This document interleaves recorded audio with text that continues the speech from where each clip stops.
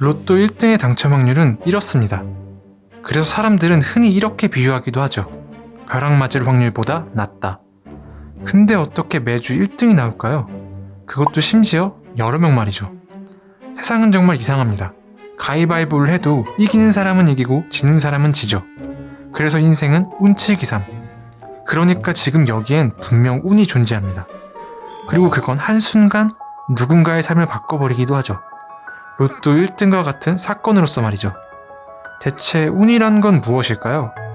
우리가 바라는 건 단지 노력한 만큼의 기회였을 뿐인데 어쩌다 우리는 운을 바라게 되었을까요?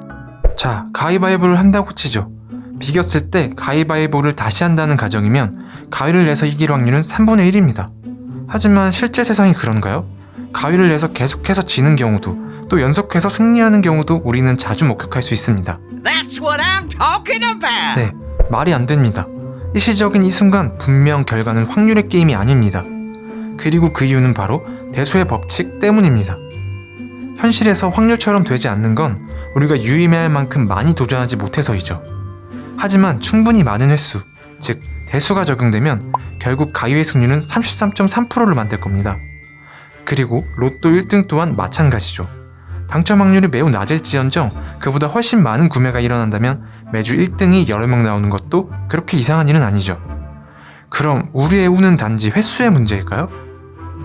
여기 두 사람 A와 B가 있습니다. 이제 이들은 케이크를 걸고 가위바위보 내기를 할 겁니다. 이긴 사람은 케이크를, 진 사람은 설거지를 해야만 하죠. 두 사람 중 누가 이길 확률이 높을까요? 확률은 반반일 겁니다. 그렇지만 결과는 놀랍게도 A가 3판을 연속으로 이겨버립니다. 심지어 A가 먼저 내기를 제안했음에도 말이죠. 행운의 여신은 오늘 A의 손을 들어준 걸까요? 사실 여기에는 비밀이 하나 존재합니다. 그건 바로 B의 습관. B 자신은 모르지만 어이없게도 처음에는 가위를, 그 뒤는 볼을, 또 그 다음은 묵을 내는 패턴을 가지고 있죠. 그리고 이것을 알아차린 A는 B에게 이렇게 말했습니다. Ready? Let's play.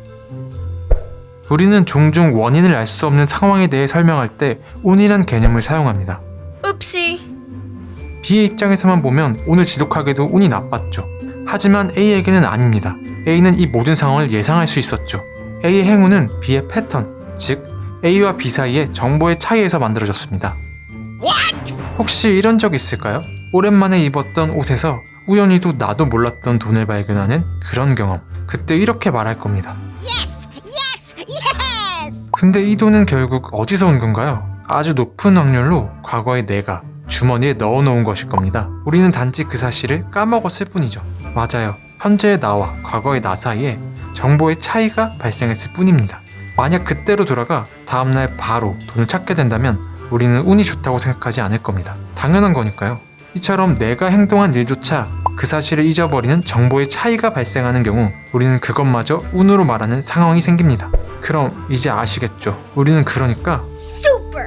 맞아요. 그리고 여기에 하나를 덧붙이면 훨씬 좋습니다. 우리는 좀 적당히 알 필요가 있다. 이 세상은 매우 복잡합니다. 과학과 통계가 발전하며 우리는 많은 것을 예측하고 또 통제할 수 있게 되었다 해도 내일 아침 눈을 떴을 때 날씨가 맑을지 흐릴지 제대로 맞추지 못하는 게 현실입니다. 그리고 그 이유는 세상이 기하급수적으로 변화하기 때문이죠. 초기의 아주 작은 차이는 시간이 흐르면 이내 완전히 다른 결과를 만들어냅니다. 나비의 날갯짓이 태풍을 만들 수도 있는 세상. 이게 바로 카오스 이론이죠. 그래서 우리는 모든 것을 알 수 없고 또 세세한 하나하나를 통제할 수도 없습니다. 그러니 우리가 운에 대해 말하고 탓하는 것은 어찌 보면 효율적인 방법일 수 있습니다. Excuse me. 방금 돈의 이야기로 돌아가 볼까요? 때마침 거기에는 어찌된 것인지 내 생일과 같은 날짜가 적혀 있었습니다. Wow. 우리는 이 정도의 반응을 보일 겁니다. 중요한 건 돈의 숫자이지 뭔지도 모를 날짜를 위해 갑자기 장르를 미스터리 추리극으로 바꾸며 그 출처에 대해 파고드는 사람은 아무도 없죠. 맞아요. 우리는 이 운에 대해 깊게 고민하지 않습니다. 왜냐하면 그럴 필요가 없으니까요. 운은 알 필요도 없는 또 알 수도 없는 세상의 많은 것을 설명할 수 있게 해줍니다. 그리고 그렇게 운을 말하며 적당히 하는 것은 지금 현재에 집중하게 만들고 이는 생산성을 높여줍니다. 그래서 운은 세상의 혼돈 속 적절하게 균형을 잡는 꽤나 효율적인 도구이죠. 그리고 이게 바로 우리가 운을 사용하는 방법입니다. 자, 그럼 여기까지 내용을 정리해볼까요? 운은 때로 정보의 차이이자 횟수의 문제일 수 있습니다. 그러니 우리는 좀 더 알고 좀 더 많이 도전할 필요가 있습니다. 그리고 또 그것은 동시에 적당할 필요가 있죠. 왜냐하면 세상은 기하급수적으로 변하고 따라서 모든 것을 알 수 없으니까요. 그래서 우리는 존재할 수밖에 없는 세상 속 적당한 혼돈을 품기 위해 운이라는 개념을 사용합니다.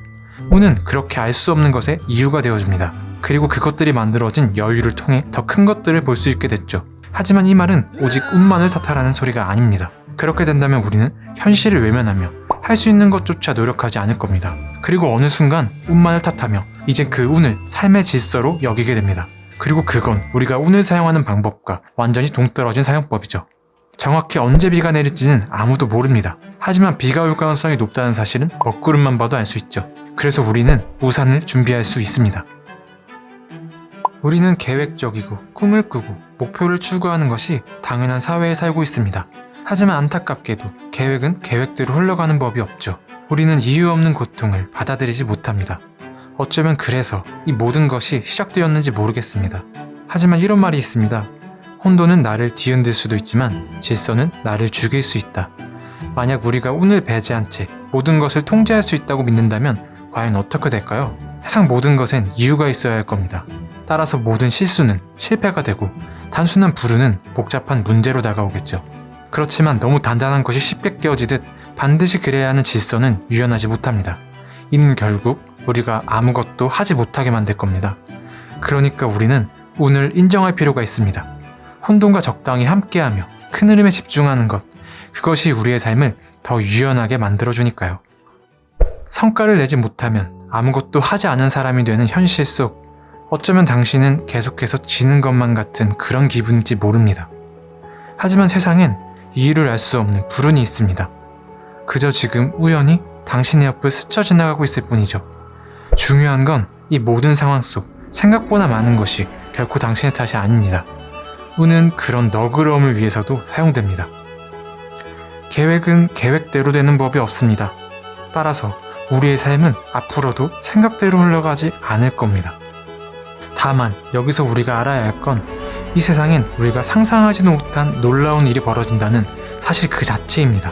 그러니 계획은 계획대로 되지 않는다는 것, 그 말은 동시에 당신의 생각보다 훨씬 더 밝은 미래가 기다릴 수 있다는 말과도 같습니다.